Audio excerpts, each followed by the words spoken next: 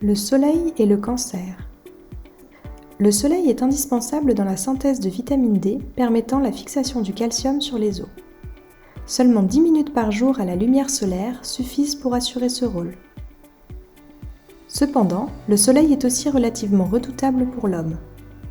En effet, plus de 80% des cancers de la peau sont engendrés par sa faute. Mais en réalité, ce qui est vraiment dangereux, ce sont ces rayons ultraviolets. Il en existe deux types, les UVA qui pénètrent en profondeur la peau et les UVB qui ne pénètrent pas la peau mais qui sont très intenses. Lors des sorties, il est donc important de mesurer l'indice UV pour se protéger au mieux du soleil. Plus l'indice UV est élevé, plus les rayonnements sont dangereux et plus l'exposition est à limiter, voire éviter. Ces derniers peuvent provoquer des cancers cutanés, comme les carcinomes cutanés sous la forme d'une croûte blanche ou d'un bouton, et les mélanomes cutanés ressemblant à des grains de beauté mais avec un aspect anormal. Ces derniers temps, puisque l'exposition est de plus en plus importante, on remarque une multiplication par 5 du nombre de mélanomes en 30 ans. Ils sont la cause de près de 2000 décès par an, dont les 2/3 sont liés à une exposition au soleil. Il est possible de détecter précocement un mélanome en faisant examiner tous les ans sa peau par un dermatologue ou en surveillant une quelconque apparition de taches brunes. Enfin, pensez à la règle ABCDE en analysant un grain de beauté.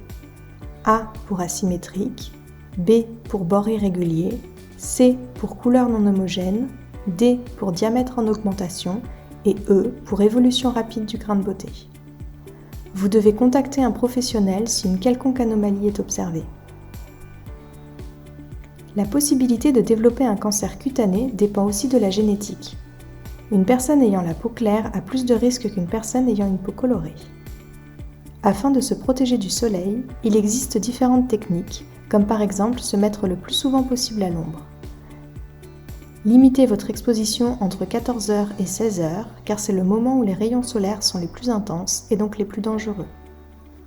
Sortez habillé et avec des accessoires tels que des lunettes de soleil, un chapeau ou encore une casquette. Une calvitie naissante implique aussi une protection contre les rayons du soleil.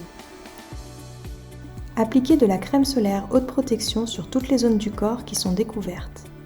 N'oubliez pas d'en remettre toutes les 2 heures et après chaque baignade. N'oubliez surtout pas de protéger vos enfants. Ils ont la peau plus fine et donc plus sensible. Une exposition trop importante durant l'enfance est la cause majeure des cancers de la peau chez l'adulte.